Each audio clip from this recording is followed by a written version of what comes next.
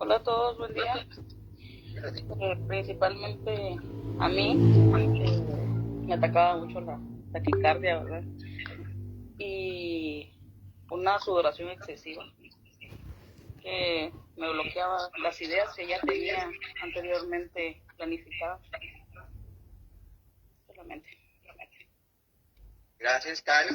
Miren todas las reacciones físicas, cada quien reacciona diferente al miedo, pero todas las conocemos, les apuesto. Francisco, buenos días. Cuéntanos, ¿cómo reaccionas tú ante el miedo? Buenos días, Coca.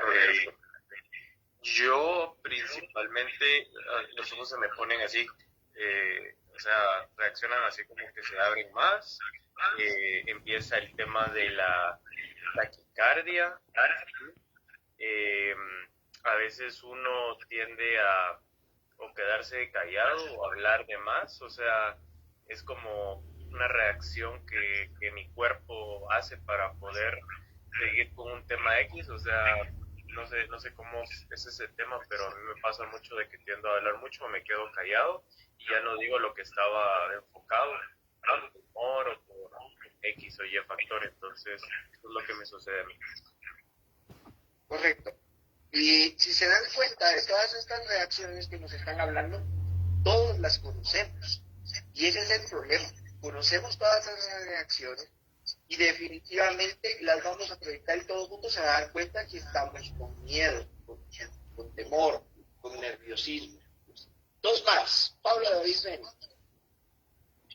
Sí, buenos días. A mí me pasa lo mismo. Cuando por primera vez, lo que me pasa a mí es que me sudan las manos y la voz como que me empieza a temblar, ¿no? Así como que, ¿qué voy a decir? O a veces como mi voz es muy alta y De repente empiezo con ciertas muletitas y estoy tratando de repetir una palabra y entonces tal vez el público no se ha dado cuenta, pero nosotros reaccionamos y estoy equivocado.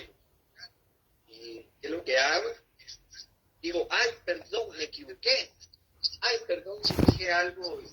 Ay, perdón si tal cosa. Ay, discúlpeme tal otra. Ay, perdón, es que no era la diapositiva. Ay, perdón, es que se me cayó la lapicera. Ay, perdón, es que el sonido está fallando. Ay, perdón.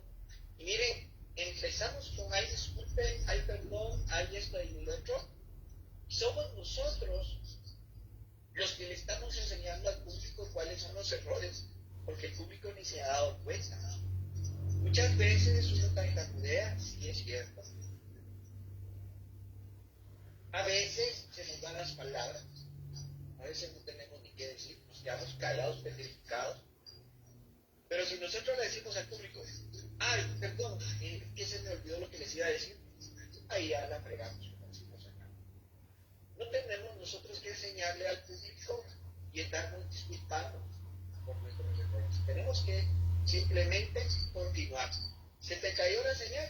Pues, esperamos y continuamos. ¿Se te cayó algo? Permítame, lo recoge y continúe. Y se aprovecha de la situación para regresar la atención. Porque a usted se le cayó el lapicero. Permítame. Miren qué interesante es que se me haya caído el lapicero, porque ahora ustedes saben qué importante es que yo, con un lapicero en la mano, puedo tener el poder de seguir. Y en lugar de disculparse, se aprovecha de la situación. En lugar de disculparse, usted asume el error y lo confronta consigo mismo y continúa adelante. Lo peor que podemos hacer es enseñarle al público que nosotros nos equivocamos. Nosotros hacemos notorio ese error. Así que el primer paso es ignorar. Nos equivocamos, qué bueno. Se me trabó la lengua, qué bueno. Pasó alguna situación, no se me ocurre nada, pues preguntémosle algo al público. Y entonces empezamos la interacción, empezamos el debate, empezamos algo mientras recupero yo lo que necesitaba, sino decirle, permítame, solo voy a ir a buscar que se me olvidó tal cosa. Olvídense. Se echan ustedes al público de cabeza y avanzamos. Entonces no hagamos notorio el error. Y lo dije en el segundo taller. Alguien vino y primero que hizo fue disculparse. Ay, discúlpeme por tal cosa. ¿Qué fue lo primero que le dijimos? Aquí vamos a aprender a no pedir disculpas. No se disculpe. Metió la pata, siga adelante. Porque lo peor que podemos hacer no es orgullo, no es falta de respeto, es al contrario, respeto hacia el público en no estar haciendo énfasis en los errores, sino en las cosas positivas. Y esa es la función de esto. Hemos hablado desde el principio lo importante que es el público para nosotros y que tiene que haber respeto hacia él. No podemos nosotros estar haciendo énfasis a las cosas negativas. ¿Cuál es el camino del miedo? Acá hablamos sobre la monotonía. Fíjense que cuando uno está temeroso tiende a caer en esto, que el discurso sea monótono.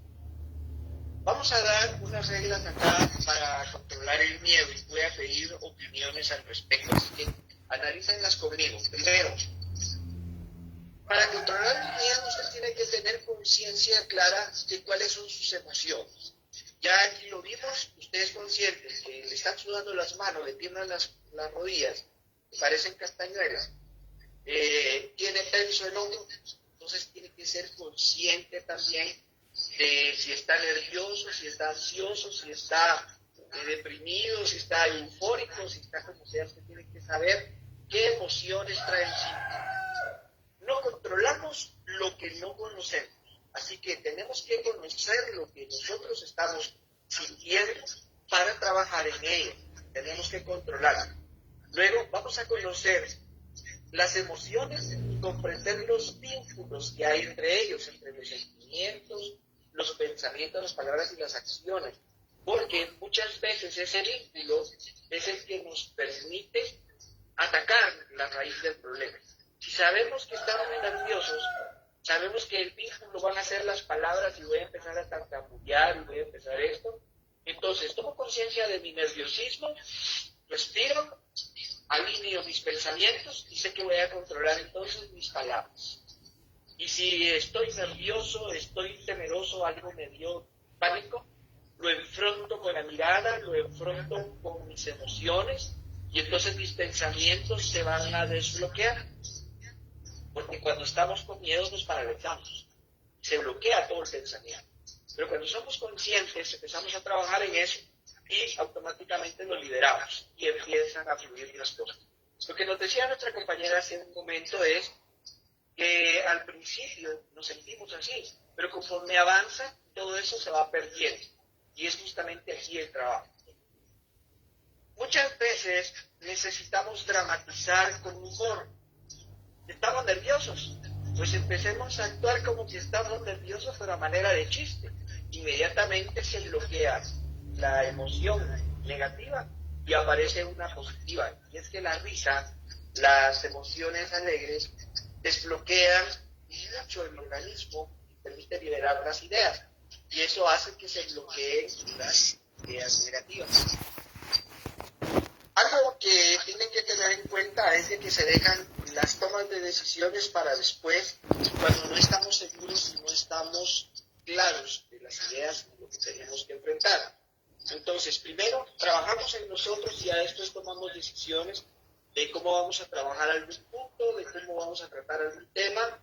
No lo hagamos en el momento, porque si lo hacemos en el momento, puede ser una mala decisión. Dice que en los matrimonios nunca se debe hablar a la pareja cuando se está o muy enamorado o muy enojado si se va a tomar una decisión.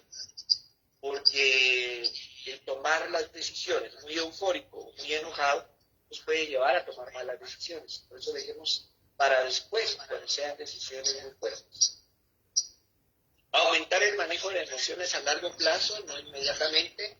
Entrenar paulatinamente el autocontrol, no reprimir las emociones, la respiración profunda y ante todo, detener los pensamientos. ¿Cómo lo hacemos? Hay estrategias psicológicas, por ejemplo, la que yo más les recomiendo es el mindfulness. Yo he leído bastante sobre mindfulness y he descubierto algo, que la mejor forma de controlarse uno es empezar a tener conciencia parte por parte de nuestro cuerpo. Y a eso nos lleva a esta técnica de analizar nuestro cuerpo, sentir si estamos sintiendo calor, no están nuestras manos tan ásperas, si mi organismo está respirando en orden, si tengo las palpitaciones muy aceleradas, si hay calor, hay frío, miren, tantas cosas, pero va enfocado a que nosotros nos estudiemos y observemos cada parte de nosotros y le pongamos atención, y eso nos lleva a un estado de relajación, porque estamos poniéndole atención a cosas muy importantes de nosotros mismos. Hacer el orden mental del basta, hasta aquí nomás, voy en orden y empiezo de nuevo. Sustitución de pensamientos positivos en contra de negativos.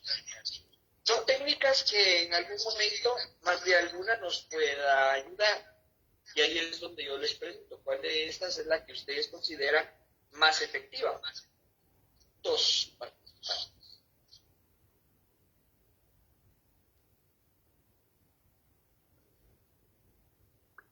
Verónica, ¿cuál crees tú que es la más efectiva de todas estas? Buenos días. Yo pienso que es de tener pensamiento. Ahí sí que tranquilos, ¿verdad? Porque cuando uno pasa público es importante, ¿verdad? Estar concentrado en lo que uno va a decir únicamente. Gracias, Verónica. Gracias por activar cámara. Vamos a ver, Oliver, ¿qué nos compartes? Claro, licenciado. Lo que a mí me pareció interesante fue ese de que se llama Madrid, no leí también, pero pues indica de que hay que reconocer eso es lo que usted dijo, si uno está nervioso, la respiración. Precisamente pues yo soy uno de los de que me gusta leer, y esto va parecido a una técnica que se llama la intención paradójica. Y esto indica de que para no tener ansiedad social o hablar al público, indica de que tener intención paradójica significa de que ya desde ya reconocer de que me va a tartamudear, me va a poner rojo, y a la hora de pasar al público va a reducir el miedo, pues obviamente tiene menos, independientemente si va a dar una conferencia, algún curso, yo qué sé, ¿verdad? Pero la intención paradójica, por ejemplo, yo la he puesto en práctica y se me ha funcionado porque actúo desde ya que si me va a pasar eso, pues va a resistir. Eso es lo que indica, y me pareció interesante eso también de Magluf, algo así que no le entendí. Rescatando de lo que dice Oliver, es reconocer el punto o la causa del miedo. Y ahí tiene la forma de cómo voy a actuar. Hasta que no reconozco de dónde está surgiendo el miedo, no voy a actuar. Damaris Gómez, cuéntanos. Muy buenos días, licenciado. Buenos días a todos en general.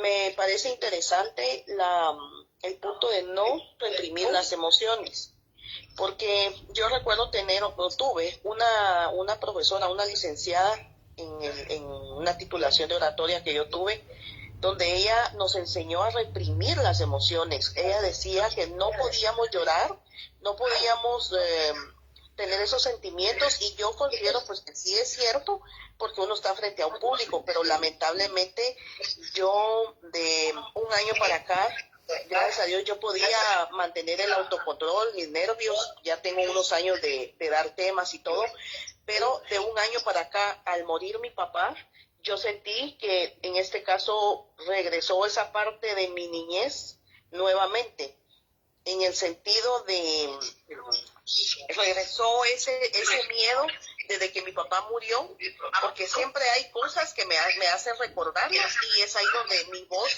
se quiebra un poco. Y me recuerdo de lo que me decía la licenciada de aguantar, pero esa vez que yo tuve dirigir un evento que me tocó, mi papá tenía un mes de haber fallecido, y dieron un minuto de silencio, y mi corazón se hizo un nudo, y ya estaba a punto como que mis lágrimas se salieran con el micrófono, pero tuve que tratar la manera de ser fuerte, y me tocó reprimir mis emociones en ese momento, y sentí que eso en cierta parte me hizo mal. No sé hasta dónde eso pueda ser bueno en lo que nos enseñó la licenciada, ¿verdad? Pero no sé qué tan feo se vea que una ceremonia esté llorando. Yo traté la manera de no hacerlo.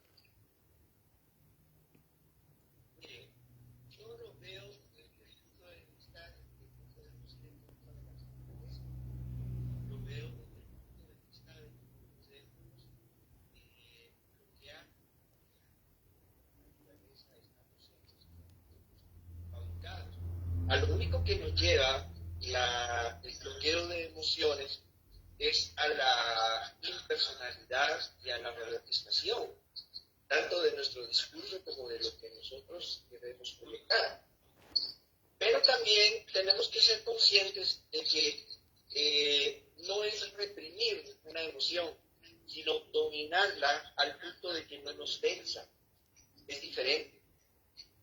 Reconocer la emoción y que fluya, pero dominarla en el momento, de que no es la emoción lo que nos va a nosotros manejar. No voy a pasar llorando toda la mañana.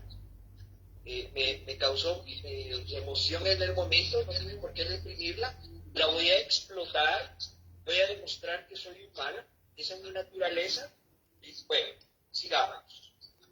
Y viene automáticamente el control. Creo que eso es más maduro y más profesional que el reprimir algo, porque a la hora de reprimirlo lo que va a causar es rezagar algo que por naturaleza su cuerpo lo va a presenciar. No creo que nos contenga, y lo dice alguien por acá, lo voy a leer porque me gustó. Vamos a ver. Alguien lo dijo y ya se me perdió. Reprimir a veces nos convierte en un volcán, puede hacer emoción, solo que hay momento para todo. Yo lo voy a interpretar de otra forma. Reprimir porque nos lleva a eso, a acumular más. A mí me ha pasado, tuve conferencias frente a mis maestros y hubieron 2 veces que a mí se me quebró la voz porque empecé a llorar debido a la situación tan delicada que estábamos tocando en la conferencia.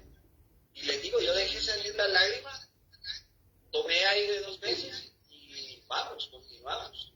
No puedo yo reprimir, solo dominar, porque eso no puede ser algo que se extienda demasiado. Vamos con Keila y continúo. Keila. Buenos días, Vic, y a todos en general. Pues a mí creo que una de las cosas más importantes o para recuperar el control a la vida. Si nosotros ya estamos hablando de forma muy monótona, estamos repitiendo lo mismo, siento que nos ayuda a recuperar el control. Y también a mí, con experiencia, me ha tocado exponer enfrente de varios profesores, me ha ayudado a sentir que no estoy atrapada, sino que ellos también son humanos. Me ayuda a recuperar el control de que no estoy hablando con una pared, sino que ellos también tienen momentos que ellos me están escuchando, para recuperar la atención y el control, y me ayuda a quitarme los nervios. Gracias, Keila, muy bien. Vamos viendo a la parte otra vez. Estamos hablando con humanos. Y nosotros somos humanos, no podemos ocultar lo que no somos. Y vamos, pensamientos negativos que se pueden sustituir por pensamientos positivos. Llegamos nosotros decimos que no sirvo para nada, soy un desastre. Empezamos diciendo que soy capaz de superar esta situación. Tengo las herramientas, estoy capacitado. Me preparé tanto como para que le digan que soy un desastre. No puedo soportarlo. Obviamente, es difícil, es una carga fuerte, pero sin esfuerzo por tener éxito. Me siento desbordado, es demasiado para mí. Pues preocuparse no facilitar las cosas. Simplemente voy a ir agarrando una cosa a la vez. Estamos rebasados. Empecemos sacando de uno en uno. Vamos a ir reduciendo. Todo va a salir mal. Bueno, esto no va a ser tan perfectible. No va a ser para siempre. Si algo falla, también estamos para corregir. Y vamos a resolver. No puedo controlar esta situación. Eso es cobardía. Yo sé que lo voy a hacer. Desde que enciendo el motor, si todos saliéramos en la mañana manejando y decimos voy a chocar, créanme que se va a cargar el esposo de acá. Pero cuando uno sale con la conciencia clara y tranquilo y va resolviendo situaciones, podrá tener 2 o 3 percances por ahí, que se les atravesó un perro, que se les tiró una moto, que se les frenó un carro adelante, pero lo resolvieron en el momento. Así que lo puede controlar. Lo hace a propósito, entonces posiblemente no haya dado cuenta de lo que hace con esto. Entonces, no es de que me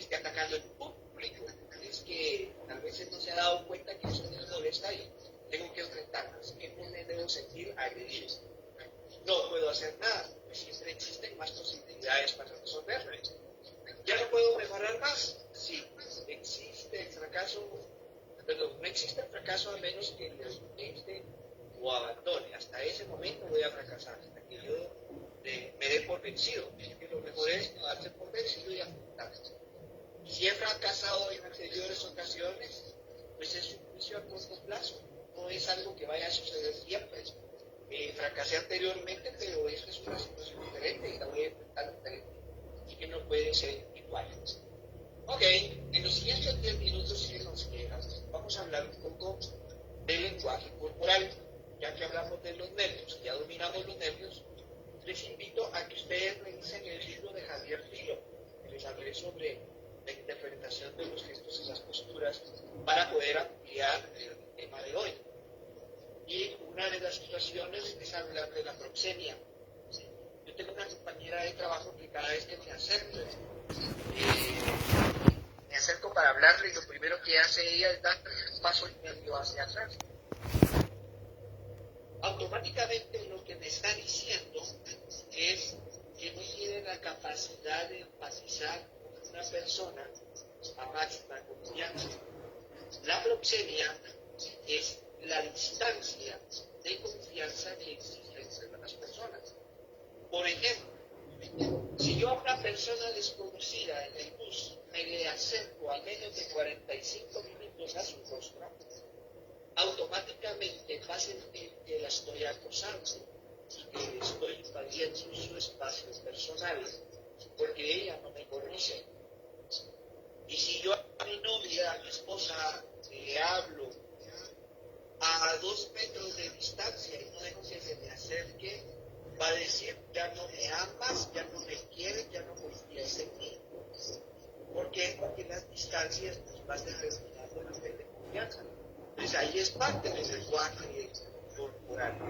Y un secreto que tenemos que tener en cuenta cuando estamos en el público es, damos 3 pasos hacia el frente, que es el mensaje de que nos estamos acercando, y el acercamiento significa mayor confianza. Si nosotros somos capaces de avanzar hacia el público, estamos reduciendo la proxemia y eso nos va a dar un mensaje de mayor afinidad, de mayor armonía. Obviamente no lo voy a tener rostro a rostro, pero sí lo más cercano posible. ¿Qué hacen muchos oradores? Se bajan del escenario, se acercan a una de las personas, se colocan a la par, los saludan de manos y platican con esa persona. Y obviamente la atmósfera de confianza cambia. Entonces es importante que en el lenguaje verbal seamos bien claros de la importancia de la distancia. A ver, hagamos este ejercicio. Todos, por favor. A ver, atención. Pay attention, diría la maestra de inglés. Todos vamos a colocarnos en esta postura. Hombros caídos, cabeza hacia abajo. Las manos colgando en dirección hacia el suelo. A ver, todos. ¿Listos? Pero lo estén haciendo. Ahora levantemos un poquito y siempre dejemos colgando los brazos hacia el frente, pero con la cabeza agachada. Y estamos en un momento de mindfulness. Necesito que se analicen corporalmente cómo está reaccionando su cuerpo a lo siguiente. ¿Listos? Vamos al punto 3. Hombros hacia atrás, espalda recta, mentón a la altura del horizonte, vista hacia 10 grados hacia arriba, sacando pecho. Y ahora analicemos cómo nos sentimos. Dense en cuenta que el organismo reacciona ante la postura. Tan solo el hecho de que usted ha hecho los hombros hacia atrás causó algo diferente en su cuerpo, y si usted es capaz de analizarse, se va a dar cuenta de lo que le estoy hablando. Y a esto nosotros le llamamos la postura del poder. Y para los de mi generación, saben de quién estoy hablando acá. Tenemos a Linda Carter. Linda Carter interpretó a la Mujer Maravilla, y algo que ella tenía era esto. Siempre que se presentaba, iba a enfrentar algo, ¿qué es lo que hacía? Su postura de poder. Piernas a la altura de los hombros, manos en la cintura, hombros hacia el frente, hombros hacia atrás, pecho hacia el frente y la mirada elevada. Esto nos va a ayudar a mejorar nuestra seguridad y nos va a dar un lenguaje de poder. El hecho de yo ponerme así va a permitir seguridad, que lo que voy a enfrentar es algo que yo puedo dominar, yo tengo el control. Así que una de las formas del lenguaje corporal son las posturas, y debo tener una postura que me permita resolver situaciones. Es esta postura, no es que nosotros nos impongamos, sino tengamos esa postura para nosotros, que nos sentamos seguros para que de lo que venga adelante nosotros lo enfrentemos con seguridad. Había personajes en el cine mudo que tenían una característica muy importante, que sabían manejar los gestos y el lenguaje no verbal, y es el caso de Stan Laurel y Oliver Harding, que nos conocíamos como el gordo y el flaco, y ellos interpretaban muchas escenas sin hablar, todo era a base de gestos, a base de mímica. El cine mudo se caracterizó de eso. Miren, el cine mudo era precioso. Yo disfruté mucho el cine mudo. Lamento las nuevas generaciones no saben de qué les estoy hablando. Pero el cine mudo tenía una característica, manejaba el lenguaje no verbal de una forma tan especial que no era necesario el audio. Yo no sé quiénes pueden hablarme de las películas de Harold Lloyd. Harold Lloyd fue uno de los precursores del cine mudo y tenía una facilidad para hacernos reír y jamás le escuché la voz. Todo era el lenguaje corporal. Así que el estudio del lenguaje corporal es muy importante. Voy a un punto bien interesante y es el caso de las expresiones. Por ejemplo, las expresiones de asco, de alegría, de tristeza, de ira, de sorpresa, de miedo y de desprecio son expresiones universales y tenemos que ser conscientes de ellas porque en algún momento nosotros las vamos a revelar cuando nuestras emociones estén enfocadas de ese punto de vista. Y es que a mí me pasa mucho con las niñitas, a mí las niñas son las que más problemas me dan, porque rápido llega y me dice: profe, es que fíjese que la fulanita me miró mal. A ver, mi niña, le digo: ¿y usted por qué se enoja? La vio mal. ¿A qué se refiere con que la vio mal? Es que, mira, me hizo así. Me volteó la mirada.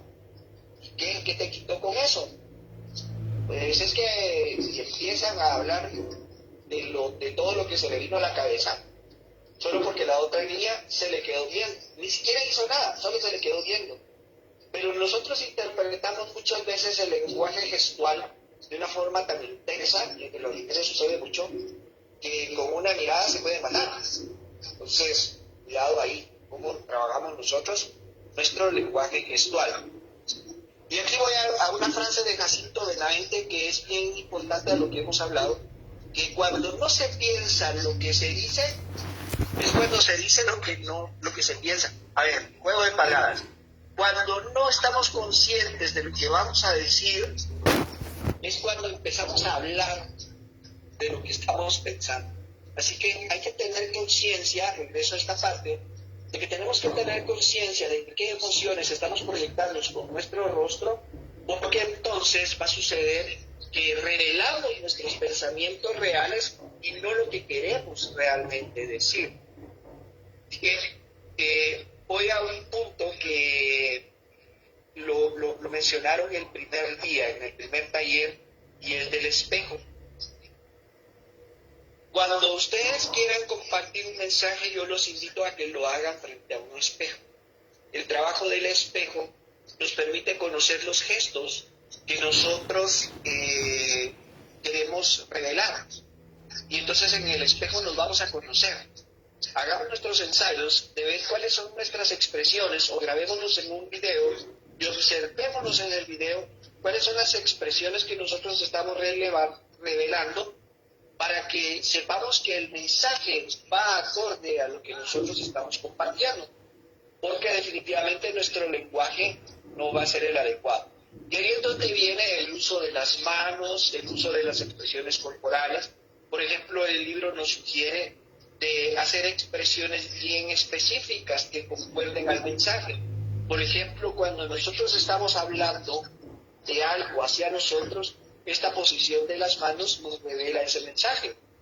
No vamos a decir nosotros y vamos a hacer una expresión hacia el frente, sino que nosotros está abarcándonos a todos en esta situación. Muchas veces hacemos énfasis en algunas situaciones y empezamos a numerarlas. Y el hecho de empezar a numerarlas nos va a facilitar que un conteo sea posible llevarlo a cabo cuando estamos dando una lista de consejos. Y en el caso de estas expresiones, con esto voy a terminar por ahora. Observen a los presentadores de televisión.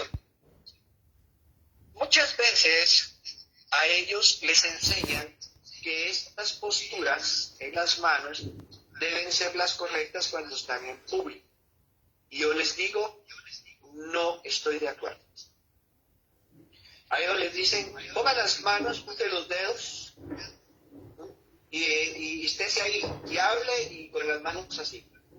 Automáticamente, cuando alguien me pone las manos así, yo entiendo que lo que está hablando es un mensaje grabado, un mensaje artificial, un mensaje preparado, porque aquí hay artificialidad.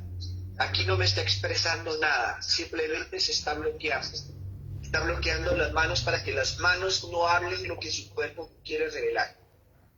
Ok, no quiero revelar expresiones, agárrelas así, amárrase las manos, no se mira mal, pero automáticamente usted me está negando información cuando hace esto. Hay quienes hacen esta postura y es lo más grosero que yo pudiera ver a la hora de que alguien haga un mensaje en público, porque me está diciendo lo que te digo no es para que tú te enteres lo que yo estoy pensando. Y es así como les hago la pregunta, cuando ustedes hablan al público, ¿ustedes hablan solo con la voz o hablan de forma integral? Y aquí el mensaje es de que seamos integrales a la hora de hablar.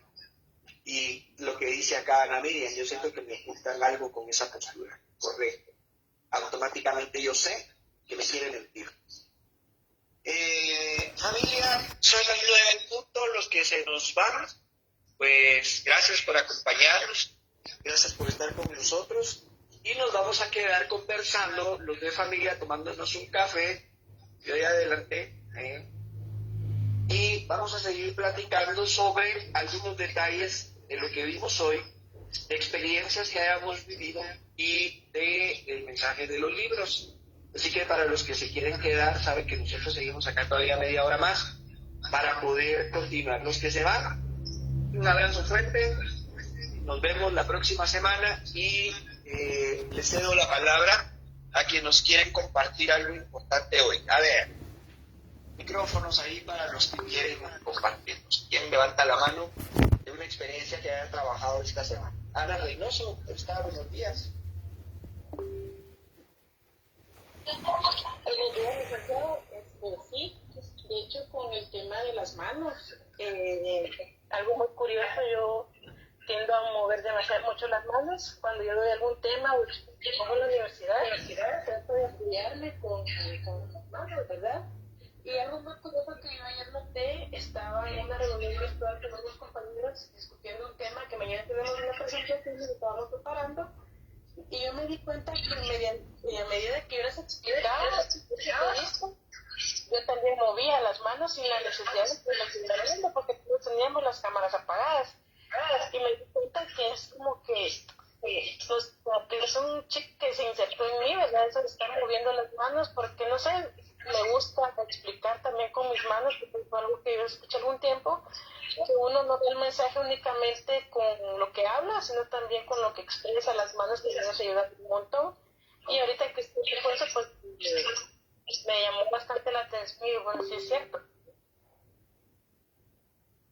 Gracias, Ana. Sí, yo soy más dado a que no meterme las manos en las bolsas, voy a estar en público, no a estar con los brazos cruzados y las manos amarradas, porque automáticamente estoy revelando un mensaje contrario a lo que yo quiero comunicar. Entonces, postura automáticamente le dice, mano, no lo digas, porque vas a meter la pata. Entonces eso muestra inseguridad más que dominio.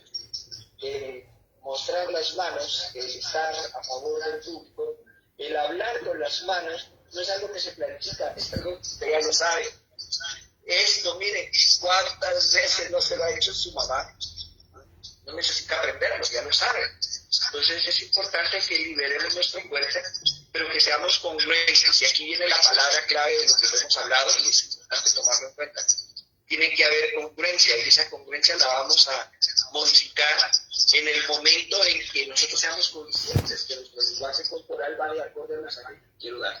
Entonces no puedo decir, venga, aquí los espero, venga. Un mensaje que no es congruente al contexto en el que nos estamos trabajando. Y aquí viene la otra parte, el contexto es importante, porque el mismo contexto no se maneja en unas partes del mundo como en otras. Entonces vamos a conocer primero el contexto en el que trabajamos, al que es nuestro, para que ese mensaje se pueda cumplir. Gracias a Luis Sánchez. ¿Cómo está? Buenos días.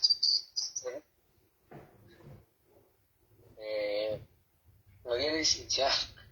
Sí, yo le quería comentar un poco sobre el miedo, ¿verdad? Yo cuando era niño formaba parte de esos grupos de liturgia de la Iglesia Católica donde leen los niños el día domingo. Y en una ocasión yo dirigía la actividad y me equivoqué, comencé al revés. Y entonces cuando me di cuenta que estaba ahí, me dio bastante pánico, ¿verdad? Y me quedé ya sin hablar y toda la gente me estaba viendo. Desde ese momento como que me quedó miedo para hablar en público durante como unos 4 años. Luego me digo yo que realmente solo los míos solo se vencen enfrentándonos. Entonces todas las oportunidades que tenía yo de pasar de frente a hablar con la gente siempre me apuntaban que pasara vergüenza. Al final se me quitó bastante, pero sí, yo creo que a veces hay que quitarnos ese miedo, ¿verdad? Pero solo lo podemos quitar a través de enfrentarlos. Fíjense, yo creo que voy a compartir algo que a mí me pasó. Una vez, cuando recién empezaba mis labores docente, hace muchos años, el director me dijo, mire profesor, hoy le toca dirigir el himno. ¿Cómo así? Ni siquiera me echaron, ¿no? Sí, necesito que pase y dirija el himno. Ok. Y como tan improvisado el acto, no sabía ni quién iba a dirigir el himno, ¿va? Así improvisado fue que ni siquiera pista me pusieron. Le digo, ¿y qué? ¿Por qué pista? No, cántelo. Y nosotros lo cantamos con usted. Su mecha, y empecé a cantar. Me comí ¿cuántas? 2 estrofas. Y yo cantando lo terminé el himno. Cuando me dicen, mire, me faltaron 2 estrofas, ¿qué le pasó? ¿Sabe usted, pero esto enseña pedazo de cielo? Era lo único que me recordé y vamos. Eso obviamente me creó una inseguridad un tiempo, porque decía, pues madre, yo no me sé, ¿cómo voy a hacer las próximas veces? Me tocó que aprenderme realmente el himno, por lo menos la primera frase de cada fase. Qué vergüenza siendo yo sé que no es el himno nacional de Guatemala, ¿verdad? Pero una mala experiencia me pudo haber llevado a nunca más volverlo a hacer. Y créanme que cada año me tocarán hasta 2 veces hacerlo. Si yo no lo hago, no estoy enfrentando mis viajes. Vamos con Michelle y Alejandra Gaitán. ¿Cómo está Michelle? Buenos días. Buenos días, licenciado. Yo tenía una duda. ¿No?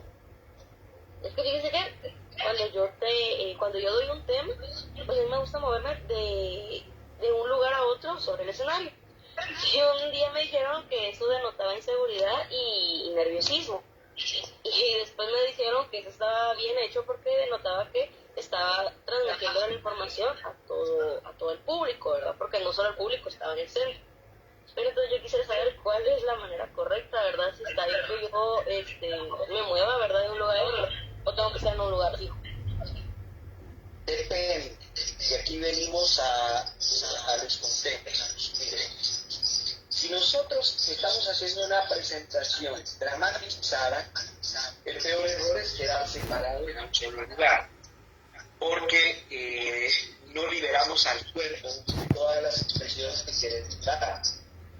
Cuando le digo de la dramatizada, puede hacerme que sea una conferencia donde se tenga que aplicar mucho la teatralidad, es decir, hacer ejemplificaciones. Y muchas veces tengo que hacer el efecto de correr, porque voy a llegar a abrazar a una persona.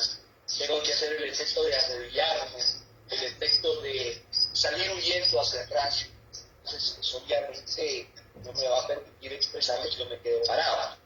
Ahora, ¿qué le diría usted, por ejemplo, a Escamilla o a cualquier otro estandopero que dé una mañana de chistes y hacer su stand-up y está muévese de un lado para el escenario? La gente se concentra más en cuántos pasos está dando de un lado para otro que el mensaje que quiere dar. Entonces, no, incluso a ellos, por el efecto del poco espacio que tienen para proyectarse, hay personas que el escenario no es más de 3 metros de ancho y 2 de frente. Entonces, si está muévese para el otro lado, se va a caer del escenario. A ellos les asignan hasta una X, donde tienen que estar parados y no se tienen que mover de ahí. Sin embargo, el hecho de no poderse mover de ese espacio no quiere decir que ellos no den medio paso hacia el frente, medio paso hacia atrás, o se giren o hagan. Eso es parte del lenguaje corporal que usted tiene que proyectar. Pero hay 2 cosas que nosotros peleamos cuando ya estamos en la práctica, y es no hacer el efecto del elefante. Yo no sé si usted ha ido a la broda y ha visto a los elefantes o al elefante, y el elefante tiene un efecto que para no cansarse se para en un pie y después regresa al otro y otra vez en el pie y otra vez al otro, y así se mantiene, mira, un pie y otro, empieza a balancearse. Eso crea cierta monotonía visual que distrae al público.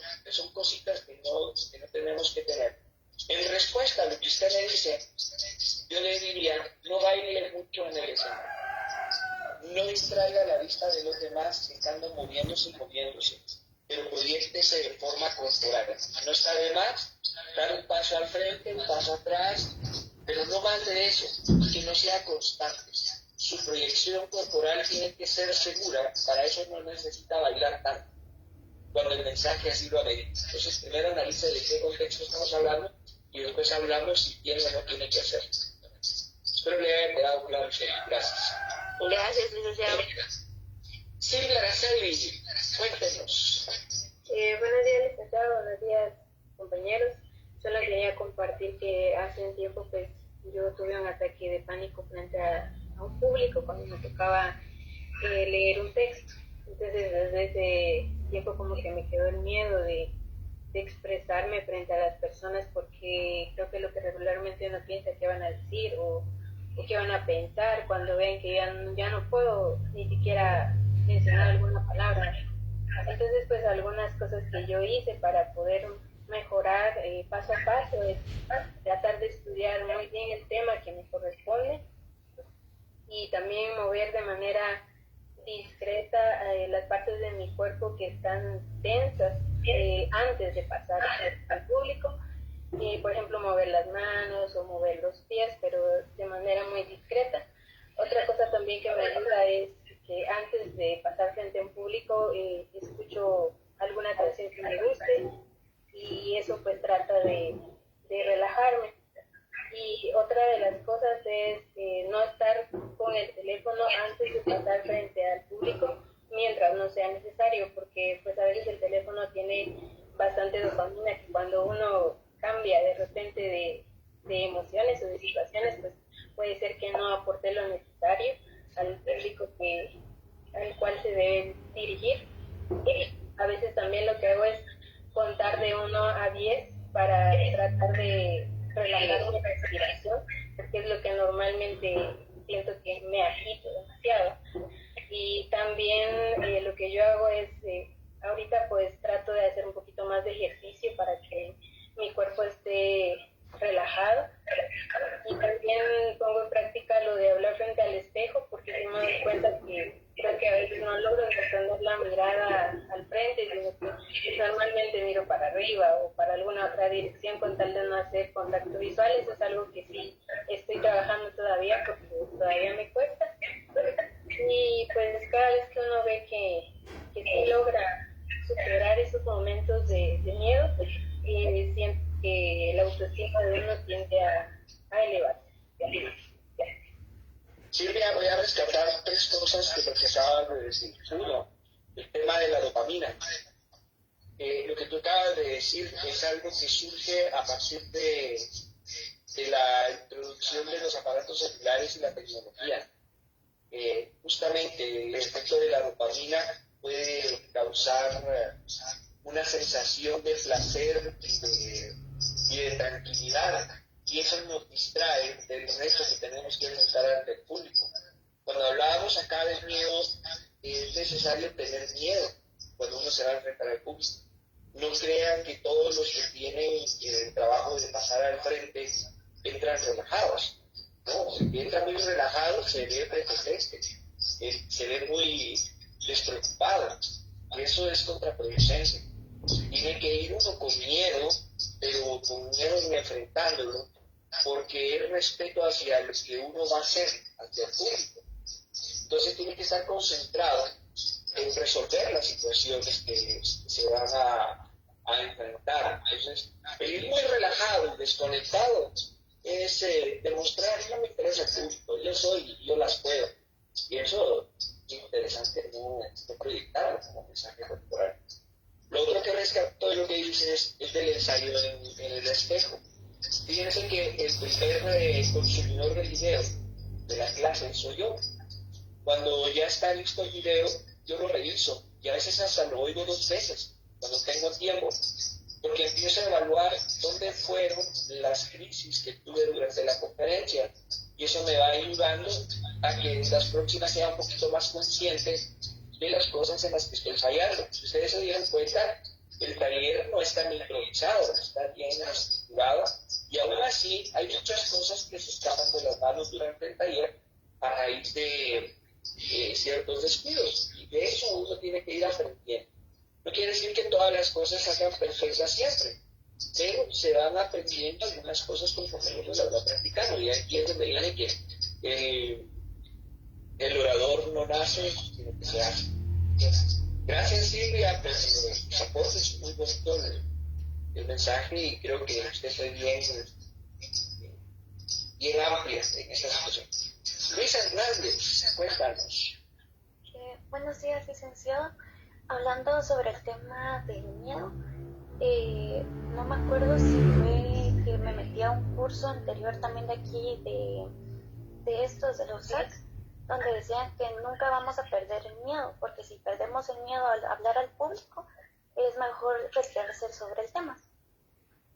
Y lo segundo es que lo que me llamó más la atención de uno de los libros, no me acuerdo cuál fue, pero era sobre la postura, porque confundían mucho algunas posturas, que decían que si una persona estaba perfectamente recta y todo, prestando atención, la gente creía que era como que, pues sí, prestando atención y todo, cuando a veces era como que solo aparentar, mientras que hay personas que están así o cosas así, no, pues dicen, ya le aburrió, ya pues no tiene atención al tema y todo así. Hay algunas, de hecho tenemos y es cuando más atención le ponen. Y eso me pasa muy seguido, que a veces yo soy de que está moviéndose, o a veces estoy así, cositas por el estilo, y los profesores como que, Luisa, siéntese recta, ponga atención y todo, y creo que así soy la persona que pone más atención que los que están así. Interesante el mensaje contraproducentes.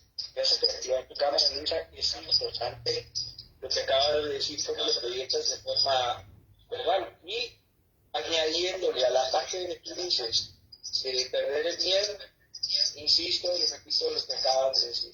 Tener el miedo nos va a permitir enfrentar los temas, nos va a permitir enfrentar al público de una mejor forma, porque vamos a estar concentrados en afrontar esa responsabilidad. El no tener miedo nos hace irresponsables y nos desconecta muchas veces del tema, y posiblemente hasta se nos olvide de para qué íbamos. Entonces sí, el miedo. Quien no tiene miedo no es humana. Para eso está la silla, y de esas hay un montón. Pero nosotros tenemos que meditar la situación, resolver nuestra humanidad, rescatar la esencia que se ha perdido en los últimos años, que es la empatía, la ilusión y el valernos como seres humanos. Luisa, gracias por tu mensaje. Hoy con Luisa Natividad, cuéntanos. Buen día, licenciado, buen día, compañeros. Viera que yo estaba también leyendo el libro de cómo hablar en público y pues me llamó bastante la atención todo esto de la expresión corporal, de la vista, cómo nosotros pues podemos llamar la atención y conectarnos con el público con tan solo pues utilizar la mirada, identificar personas en el público para como que generar más confianza y no sentir ese tipo de nerviosismo o miedo, entonces para que nosotros mismos nos vayamos apoyando en este tipo de aspectos, también en las manos. Ahorita voy en el aspecto donde cómo utilizar el micrófono, pues verdad, como a veces utilizamos con una mano el micrófono y la expresión con una mano, ¿verdad? Entonces en esa parte voy ahorita de este libro, pero es muy interesante. Cambiando de tema, ¿verdad, licenciado? Mira que a mí me pasa algo muy curioso, que cuando a mí me toca hablar ante un público, digamos, con un gran número de personas, donde hay 200, 300 personas, pues yo no siento esa precipitación del tembladero en el cuerpo o la respiración agitada, pero cuando me presento a un grupo más pequeño, por decirle a mi congregación en la iglesia, que somos entre 30, 60, 70 personas, cuando yo paso al público, cuando yo paso al frente, y bien voy subiendo las gradas, siento cómo me empiezan a temblar las piernas, las manos, y hasta se me hace difícil tomar el micrófono porque siento que me empieza a temblar. Entonces no sé por qué me pasará este tipo de situaciones, porque digamos cuando estoy con personas, como le comento, ya con un poquito más de amplitud, no lo siento de esa manera, y siempre pues tomando en cuenta los consejos que se me han dado en cursos anteriores, como el de locución que tomé el año pasado, siempre aquí de la Universidad de San Carlos, donde nos decían pues, que practicaran los ejercicios de respiración, inhalar, exhalar, para ir relajando el cuerpo un día antes o horas antes, prepararnos pues antes de presentarnos ante un público, al igual que empezar a practicar con trabalenguas para ayudarnos a modular la voz, para digamos que no usar palabras complicadas que no sea difícil pronunciar ante el público. Ese sería mi comentario, licenciado. Muchas gracias. Fíjate, Luisa, que tratando un poco de lo que dices, cuando necesitas enfrentar a un público más pequeño, voy a dar la respuesta, y es que tiene que ver con la crítica de la persona que nos importa. Resulta que a veces ese círculo es un círculo mucho más cercano, es un círculo mucho más íntimo de personas que conocemos y que conocen nuestras debilidades y fortalezas, y entonces estamos propensos a la crítica. Decía mi alumno, pues que a mí me da miedo pasar porque sé que la que me gusta va a estar ahí.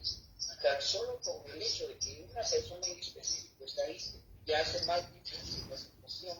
Lo que estamos primero pensando es que va a decir, es que va a pensar, es que me va a criticar, es que ya saben cuál es mi debilidad y va a trabajar contra mi debilidad. Entonces muchas veces también pasa cuando estamos preocupados porque nos vayan a criticar de que nuestro mensaje va contrario a lo que somos como personas. Y ahí es donde es importante ser íntegros nosotros como seres humanos en todo momento, porque nos va a pasar. Nos van a atacar de nuestra debilidad, que es que conocen la realidad de quién son. Entonces, el ser íntegros nos da la libertad de hablarle a los 1000 que están allá o a los 10 que tengo acá.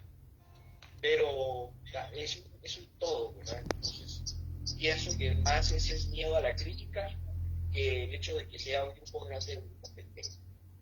Cindy, a ver Cindy, buenos días, gracias por preguntarte, cuéntanos.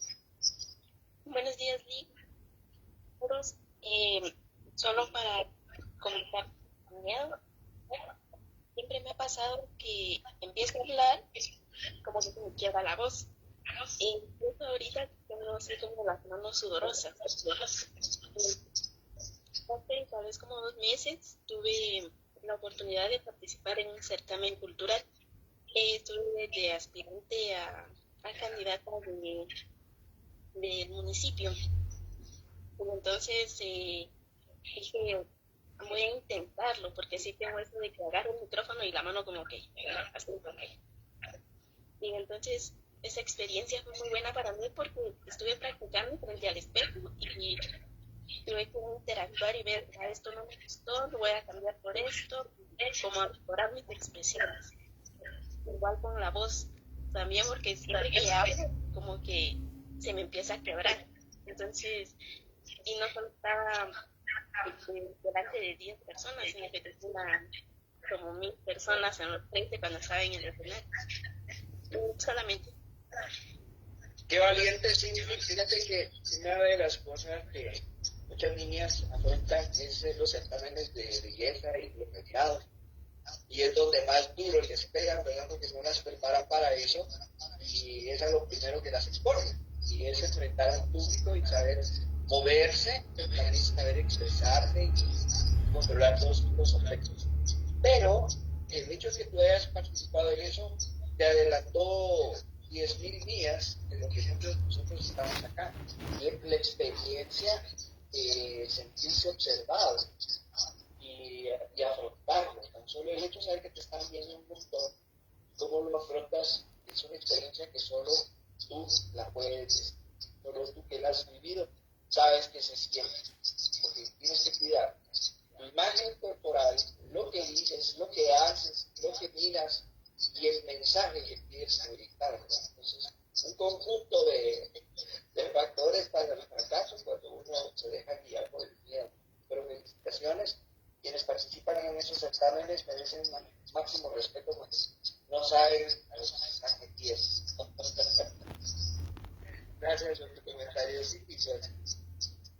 Francisco, ¿qué pasó? Cuéntanos. Sí, Coca, quería preguntar cuánto tiempo tendría yo para poder hablar. Es que la tarea pasada hablaba precisamente de que hiciéramos, desarrollar un discurso, unos ejemplos del exordio, yo solo hice uno, y un cierre.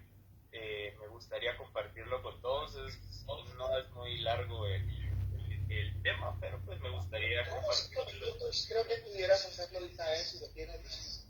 Muchas gracias. El discurso va enfocado en 3 temas que me apasionan, que son el fútbol, la ciencia de datos, que es un tema de los datos, y el tema de cómo el análisis corporal de uno puede afectarte en un terreno de juego. Así que vamos a darle.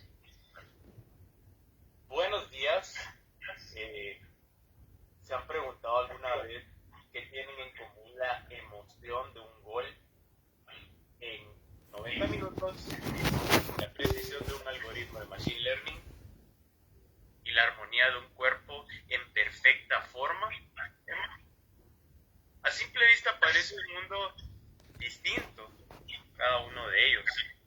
Pero hoy quiero llevarlos a un viaje donde les demostraré que el fútbol, la ciencia de datos y el análisis corporal son 3 caras de la misma moneda. La búsqueda de la excelencia a través del análisis, la estrategia y la mejora continua. Hola, yo soy Francisco Javier, soy científico de datos, amo el fútbol y me apasiona el tema del análisis corporal. Así que nos metemos. El fútbol no es 22 personas corriendo detrás de un balón, es una estrategia pura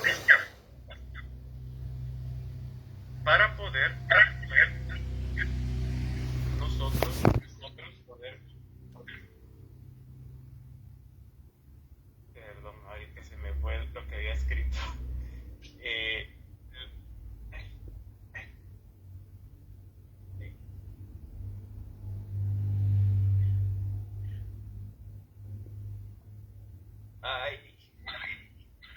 Hoy sí se me fue todo ahorita, Coca. Sí, pero puedo seguir hablando también. Y deja de disculpar. Sigue y deja de disculpar. Perfecto. hablaba precisamente anteriormente de que es estrategia pura, es emoción calculada. Hoy los grandes equipos no se entrenan con la intuición, se entrenan con los datos, con la ciencia de los datos. Ha irrumpido como el deporte para medirlo todo. La distancia recorrida por cada jugador, los pases, las picados, las zonas del campo, donde es más efectivo un delantero que bien como bien dijo el entrenador Argyor Saki, el fútbol es más importante de los juegos y menos importante. Y para poder ser importantes se necesita una ventaja competitiva. Esa ventaja hoy son los datos. Pero los datos solo por sí solos son fríos. Necesitan un instrumento de precisión que ejecute las estrategias que revelan el cuerpo humano. Aquí es donde el análisis corporal se convierte en el puente crucial. Un fútbol de élite es un atleta cuyo cuerpo es una herramienta de trabajo. El análisis corporal, entendido en la biomecánica, la fuerza y la flexibilidad y la prevención de lesiones, es lo que permite que un jugador convierta los datos en una jugada magistral. Joseph Pilates lo resumía a la perfección. La condición física es el primer requisito para la felicidad y en el fútbol es el primer requisito para la victoria. Esta trifecta no se limita al campo de juego, es una metáfora de la vida. La acción del fútbol nos impulsa a lo riguroso de lo importante y el hecho de poder tomar conciencia de que los datos y el análisis corporal nos van a dar esa fortaleza extra que nosotros le queremos dar a nuestros equipos de fútbol. Asimismo, aplicar ese enfoque integral nos permite tomar mejores decisiones, optimizar nuestro rendimiento y entender que cada aspecto de nuestra vida está interconectado. En conclusión, ya sea en la cancha o en una hoja de cálculo o en el gimnasio, el principio es el mismo: medir, entender y mejorar. Que nuestra pasión sea el motor, los datos, nuestro mapa y nuestro cuerpo, nuestro vehículo. Como dijo el gurú de los datos, Hal Bayram, la habilidad más sexy del siglo XXI será el ser un analista de datos, un estadístico o una persona que pueda leerte de pies a cabeza. Pero yo añadiría algo, que esto tiene que venir de tu corazón y de tu pasión y una buena forma de poder expresarte. Muchas gracias. ¿Qué dice el público? ¡Aplausos! Quería cortar a tiempo, pero el exordio solo es... Francisco, ¿aceptas crítica? Por favor, el feedback es siempre bienvenido. Ok. Vamos a criticar a Francisco. ¿Sabes cuál fue tu éxito?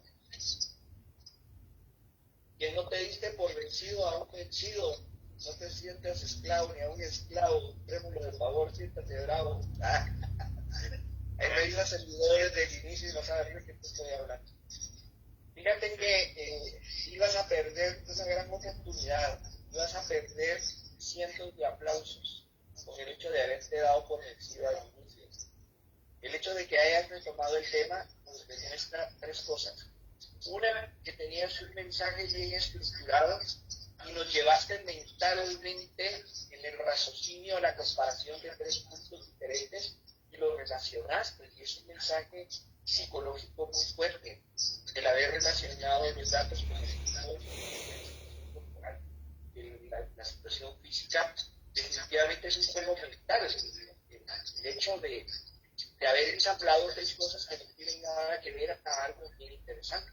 Ese trabajo que existe sobrepasa cualquier error que tuviste haber cometido en el desarrollo del discurso, porque es un discurso bien pensado, bien estructurado, y que trabajaste todas las herramientas de un hizo atractivo. Te pudiste haber confundido, se te traspapegaron los papeles, te trabaste a leer, tal vez. Pero eso tú ya sabes que lo tienes que trabajar y que a la próxima lo que hoy te falló no te vuelva a fallar. Dices, no, se me falló en digital, pero lo tengo también aquí escrito en papeles. Y se me fue el juego, ya se me va a la otra. Entonces no te quedas en el camino y tienes tu plan B listo cuando sabes que hay cosas que pueden fallar. Sí. Lo otro es de que sí necesito que si vas a hablar de fútbol, no se te olvide que el gol es lo más importante. Estoy hablando de hacer emociones. Tienes emociones encontradas, tienes que proyectar, es necesario enfatizarlas, obviamente. Le hablas de fútbol a alguien y se lo dices del fútbol. No, pero es que hasta se mata por un partido de fútbol.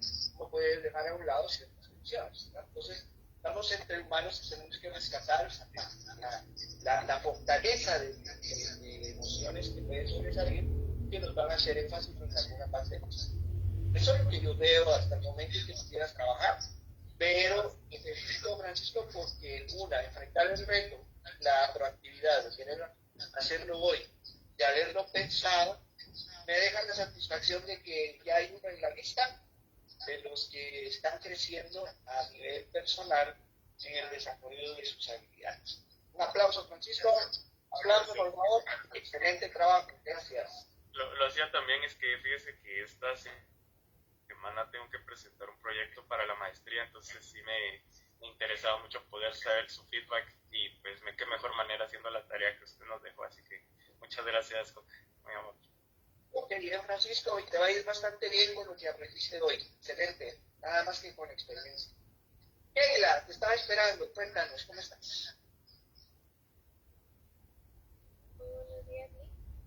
Pues, hace unos minutos puse una compañera a cuando hay un público más pequeño, solemos ponernos más nerviosos. Keila, ¿tú tienes micrófono de celular? ¿O tienes micrófono activado en el audífono? ¿Te lo puedes acercar un poquito más?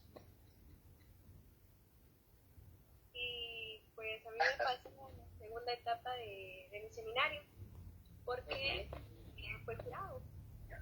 Y ahí me llevó a afectar todo el ambiente, ya que yo decía, mi mamá va a ser la que me va a evaluar. Y eso me hizo ponerme mucho más nerviosa. Pero al final tuve que distraer la atención con los demás jurados, porque ella era la que me ponía nerviosa, porque mi mamá es muy estricta en ese aspecto. Y que si yo cometo un error, yo estoy segura que ella me lo va a decir. Cuando llegue a mi casa, me va a regañar. Y ella siempre que me dice, párate recta, habla segura, te estás moviendo mucho. Y ella es mucho de decirme esas cosas. Y incluso en la primera etapa me decía, antes de que yo expusiera mi vida, me decía, ¿ya sabes lo que vas a decir? ¿Ya estudiaste? Y yo lo único que podía decir era, sí, yo ya estudié. Y creo que cuando si hay una persona que nosotros conocemos, que sabemos que nos puede criticar, en esos momentos creo que perdemos el control, pero lo mejor para mí es ponerme a pensar que si yo lo hago bien, no va a haber necesidad de que me digan algo o que me critiquen. Entonces es un reto que uno se tiene que poner. Esta persona está ahí, pero yo digo,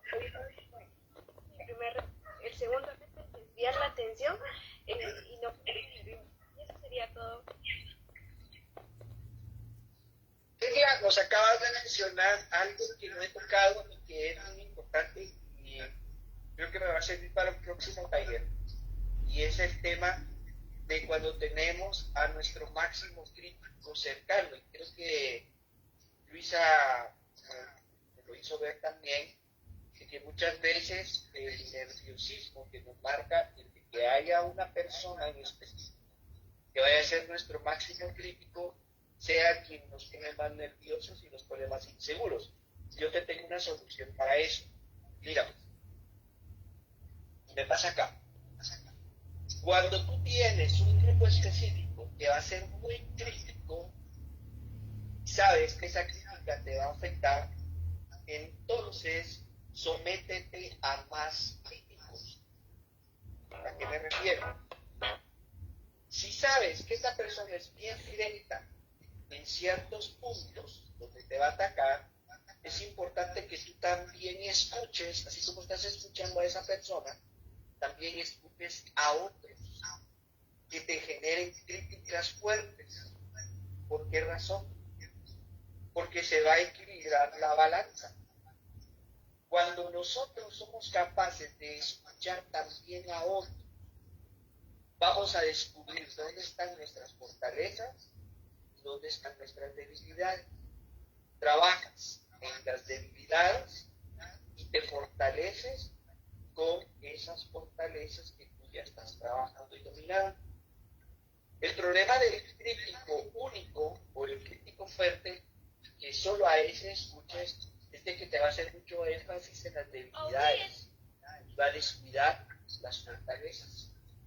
Cuando tú escuchas a otras personas, ellos te van a alimentar de fortalezas, te van a decir dónde sí estás haciendo ciertas cosas, van a ser más nobles, van a ser más amables. Créeme, la programación subconsciente necesita el refuerzo verbal. Entonces, si estás recibiendo un mensaje que te devuelva confianza, incluso el que tú mismo te puedas dar, va a ayudarle al subconsciente a trabajar cosas positivas y las va a alimentar, te van a dar la seguridad que necesitas a la hora de enfrentar esa situación. Entonces, está muy bien que tengas un crítico fuerte, perfecto, pero si ese crítico fuerte está trabajando solo en la parte de la identidad, tú necesitas buscar críticos amables que te ayuden a forzar el crecimiento de las habilidades positivas, para que haya un equilibrio y que tu subconsciente pueda analizar y ver que hay una balanza entre cosas positivas y negativas, y de eso vas a tú trabajar para ti. En lo bueno y en lo malo te va a dar seguridad, porque tienes de las dos partes. Algunas fallan, pero otras son buenas.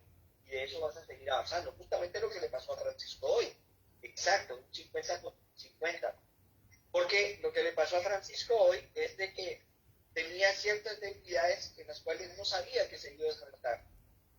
Y si nosotros le pegamos fuerte solo a las debilidades, definitivamente no vamos a descubrir que hubieran otras cosas muy buenas, que realmente esas fortalezas, a la hora de trabajarlas, rompen con cualquier error que pudiera haber. Y eso nos va a pasar siempre en la vida. Trabajemos en ese 50-50. Y, obviamente, no nos dejemos vencer a la primera. Cometemos errores, los vamos a seguir cometiendo.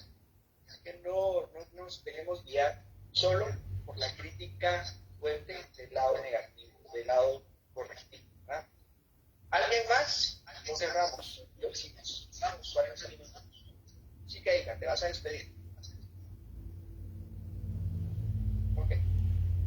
Bueno, creo que para mí fue una clase bien interesante. Hoy aprendí 3 cosas muy fuertes que no había tocado en talleres anteriores.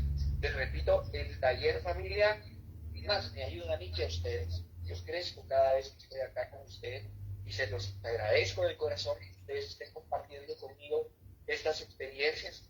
Aquí nos vemos como familia porque nos estamos apoyando unos con otros en compartir cada sábado una experiencia nueva, un aprendizaje y nos ayuda a crecer. Dime, Funes, cuéntanos, ¿te vas a despedir tú?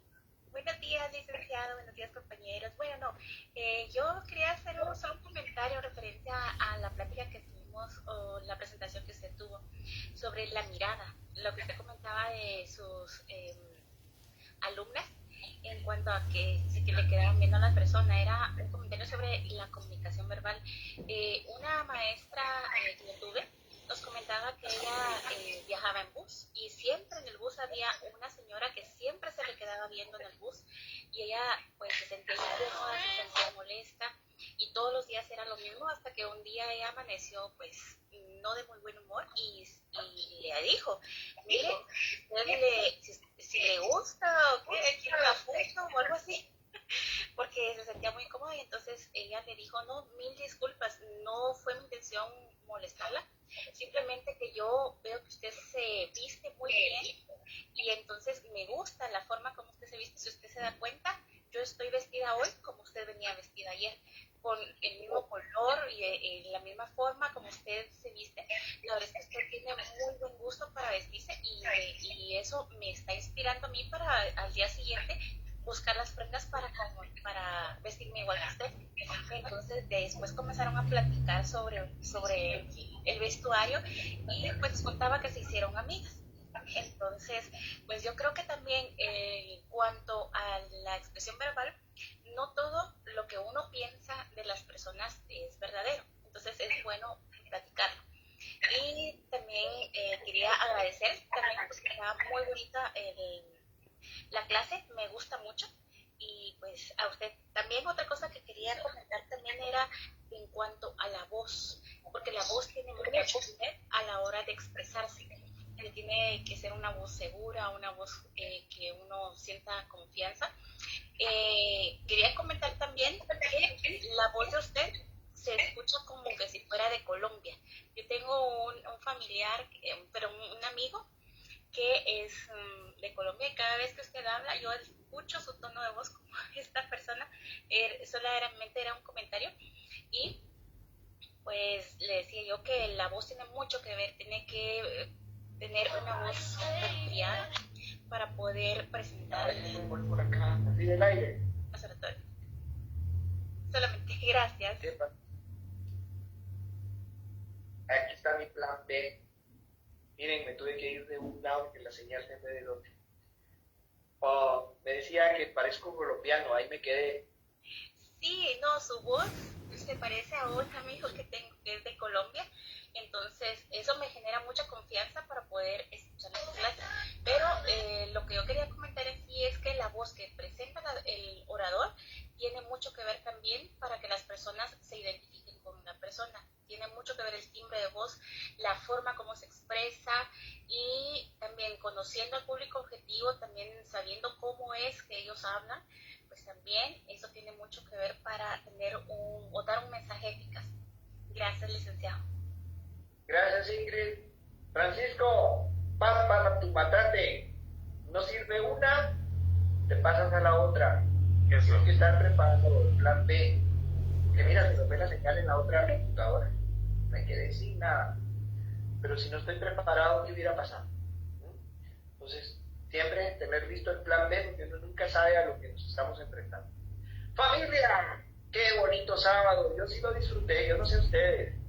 Pero estoy pasando un sábado fenomenal. Gracias. Hoy me alegraste la vida, Francisco, porque sin pedirte la tarea ya me la hiciste y eso esperaría de todos los demás. Yo no estoy aquí para obligar a nadie, somos familia y aquí actuamos con proactividad, compartimos, leemos, experimentamos y contamos nuestras experiencias porque es un crecimiento para todos. Así que las puertas están abiertas, sabe para qué sirve esa media hora y aprovechémosla. Los libros no están de adorno, no son archivos para guardar, son archivos para explotar, así que mínimo, familia, 5 minutos todos los días, revísense algo. Les apuesto que van a ser personas diferentes. Todo lo que hemos hablado acá está en los libros, pero está mejor explicado. Y el próximo sábado no solo les voy a dar libros digitales, sino que les voy a dar unos audiolibros. Una experiencia que yo tengo, desde que yo por cuestiones de tráfico, yo me levanto a las 4 menos cuarto, salgo de mi casa bien de madrugada y me voy escuchando audiolibros. Y están en YouTube y hay unos libros buenísimos. Y yo me leo un libro diario a través de los audiolibros. Un libro diario me estoy leyendo de lunes a viernes. Y he tenido un cambio fenomenal en muchos de los criterios que tenía gracias a que vuelvo a tomar algunos temas que ya había entendido. Y por eso no es jactarme, perdonen, no es jactarme. Pero si algo me han dicho acá es de que siempre tengo una respuesta para todo lo que me preguntan y es basada en la experiencia. Pero más en la alimentación constante. Los invito a alimentarse, invito a crecer, invito a que se estén fortaleciendo en los conceptos, que se siempre tenga algo de qué hablar. y eso solo se logra si saben leer. Y que los invito a leer, perdónenme que insista, soy docente y siempre los voy a invitar a leer porque es lo que nos va a cambiar la vida. Familia, fuerte abrazo, pásenla bien, nos vemos el próximo sábado.